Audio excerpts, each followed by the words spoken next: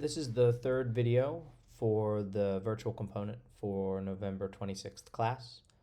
Um, Last two videos, we focused on some of the basics of how to use Model Builder to design, kind of customized and linked tools, both while your, map is open and you have layers in the first video.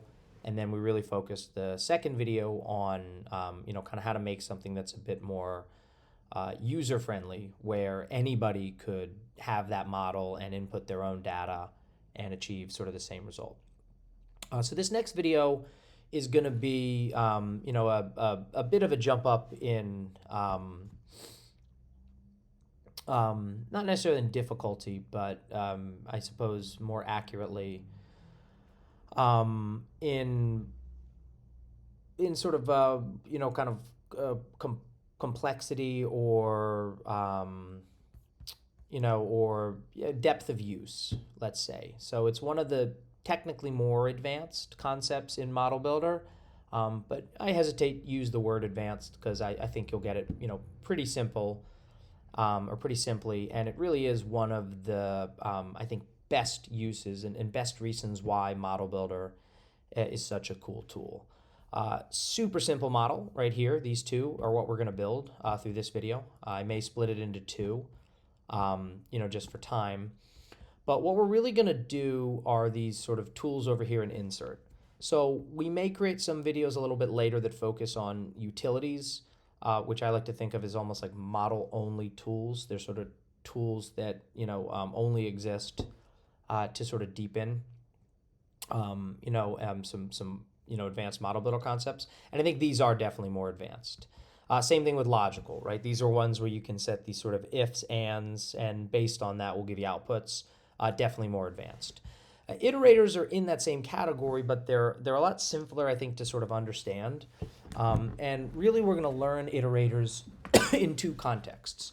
One, iterating through many, many different data types, many different shape files, many different rasters, many different tables, all of which exist in the same folder. So the concept there is like you want to do a piece of analysis, to like 100 different files, rather than do it 100 times, load them into a folder, run the model, and it goes much quicker, being you got a stew going. The second one is a little bit more nuanced. And that is maybe, you have a single data set, but there is some groupings in your data. Like in the instances we're going to do, I've got a bunch of crimes here, and, there's a grouping called like the crime type, assault and robbery, so on and so forth. And maybe you want to run an operation for each of those types. So it'd almost be like running an iterate like that would emulate you selecting different subsets of your data, then running a tool, then reselecting, then running your tool, then reselecting. What if you had a way to sort of automatically run those selections? That's what we're ultimately going to work on here. So we're going to do it with this sort of sample of crime data. And the first one we're going to do, I've got it sort of set in the folder data that I share with you, iterators. If you get down to sort of iterate data, crime for iterators, you'll see something called crime months. So I've taken this sort of crime sample, that we'll do for the second time. And I've broken it out here into this folder called crime months by selecting out the crimes that occurred in the month of April, February, January, and March. And what I want us to do now is like, what if you did have your data structured like this, right? Crimes from April, crimes from February, crimes from January and March. And you wanted to be able to run a density, a kernel density of crimes for each of those time periods. But you didn't want to run it 4 times, right? You don't want to sort of drag April in, run it, drag February and run it, drag January. You just want to build a model that you can link to this folder that contains all of them, and run the density. So that's the first one that we're going to build. So we'll come down to our model for today, create a new model, and we'll call this one iterate features. Give it a name that's a little bit like that. Iterate features demo, just so we can see it a little bit differently than that sort of sample one I have up here. Awesome. All right, so essentially when you're building, this one, we'll sort of keep it open so it could look. You always start an iterator just by coming right up to iterator and picking what you want to do. So this one here, like it really looks like there's a lot, but I think like for and while are logical ones that we won't really, cover. While means like while something is true, keep iterating it. For is, for everything in something, run through them. These two are related to one another. These are going to be the concept I introduced second, where I talked about what if you were manually selecting things over and over again and running the same analysis. That's what these are. Everything else is just sort of a different shade of the same thing. It's iterating through fields or data sets or feature classes or files or layers or whatever. So in this instance, I know that we're going to want to iterate through feature classes, right? We want to iterate through these crime types that exist in a folder. So that's the first thing that I'll pick. All right, so first thing it's going to come out, it's going to give you these two things, iterate feature class. It's going to give you a button called feature class and a button called name. First thing we want to do is double click on it, and the absolute first thing it needs to know is where am I iterating through? So this is where you'll just hunt down wherever you're storing the data for this class if you're following along. I've got mine here November 27th, model demo, iterators. I'll keep going through it until I get to iterate data. Crime for iterator. Oh, Shay, you used too many folders here. Perfect. All right. And what you want to do is the folder that actually contains the data, right? In this instance, it's crime months. You just sort of hover on it and hit OK. And you're good to go there. So you have two other things you can do. You could make a wildcard, which would be like if you only want them to search files for the same name. Or you do feature type. This is sometimes helpful. Like it doesn't really matter for what we're about to do.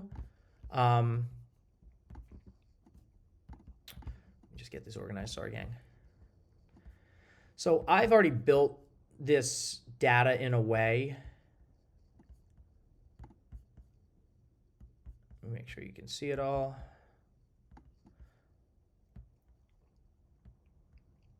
So I've already built this data in the way that the crime months data is all already points.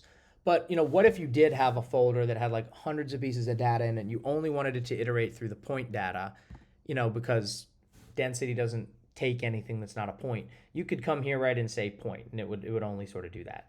But we don't really need wildcard or feature type. Recursive essentially means like look within folders within folders. So if I like gave it a master folder, it would look at all the other folders within that. We don't need to select that. Let's just sort of pick crime months. Good to go. Suddenly return orange. All right. So this is the folder it's going to go through. This is the feature class.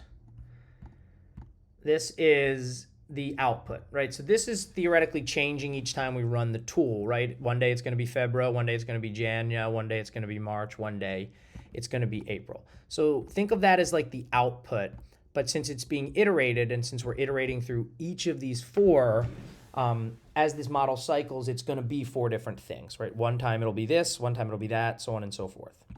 So what do I want to do? I want to run density, right? That's kind of why we were choosing to do this tool. So I'll come in here and find kernel density. I'll bring it in.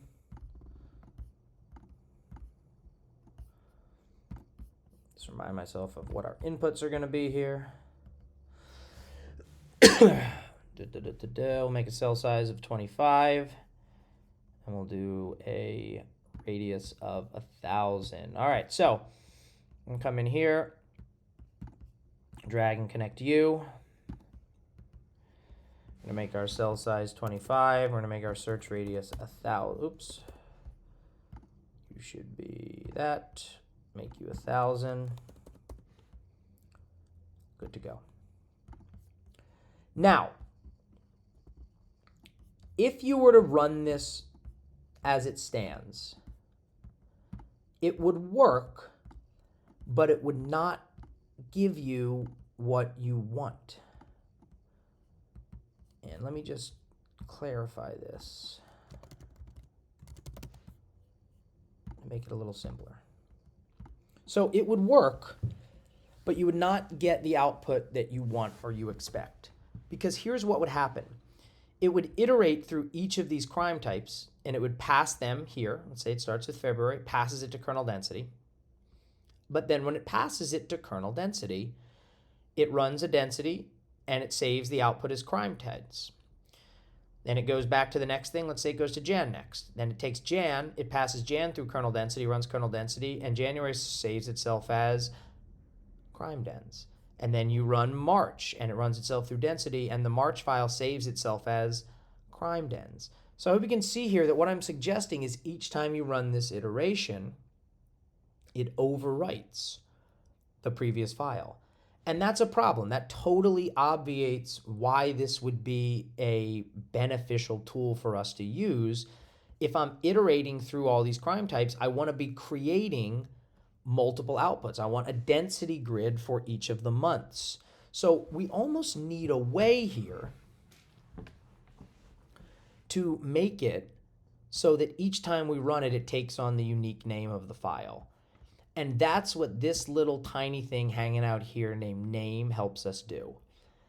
By coming here to the output, and instead of giving it like a uniform name, if we just name it %name%.